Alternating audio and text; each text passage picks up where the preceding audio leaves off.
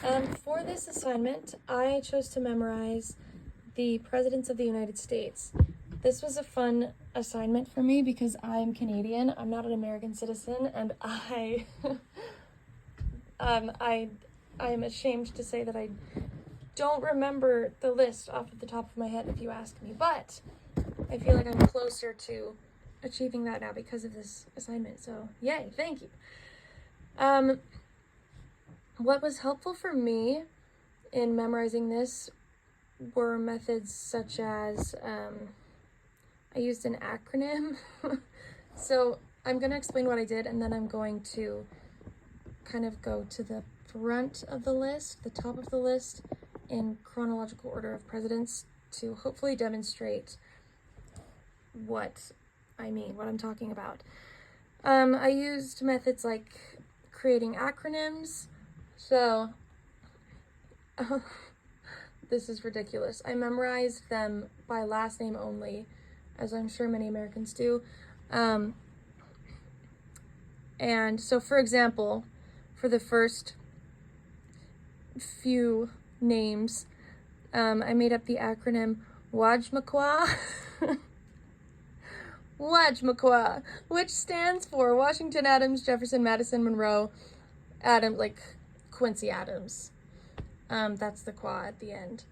WAJMAQUA. Washington, Adams, Jefferson, Madison, Monroe, Quincy Adams, with the double M, meaning Madison and Monroe. That's one of the methods that I used.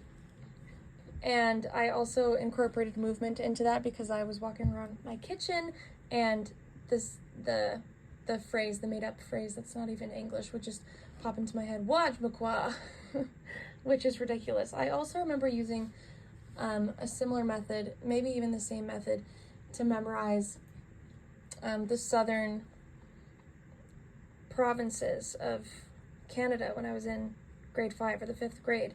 It was BASMOC, and it's kind of the same thing, so maybe that's where that comes from. I don't know what category that fits in to, but that definitely fits into one of the methods of memorization in the course. I also used kind of a word association-ish method at times. What's an example? Okay. So on the list, for example, after Harrison, it says John Tyler, James K. Polk, and Zachary Taylor. I kind of shortened those words and used Ty Pokes Taylor, like a full sentence, pokes, as in a present tense verb, Ty Pokes Taylor. JBH, Ty Pokes Taylor. And that kind of goes with the first method, but it adds kind of a word association element to it. Yes. Another one that I did, my final method, was songs and jingles. And I guess it's not an original song, but I just put the words that I had to memorize, so the last names of the presidents from beginning to end, to the tune of an already existing song. I put it to the song The Bitch Is Back, the Elton John song, because it's a song that I know and love and that I'm familiar with. I think it's important that I was familiar with the song, because otherwise it would have felt daunting learning a new melody altogether. But it was a known melody already. I started the verses. Washington, Adams, Jefferson, Madison, Monroe, Quincy Adams, Jackson, blah, blah, blah, blah, blah, all the way to the end. And I could get to the end of the song. So that was the most fun memorization method for me.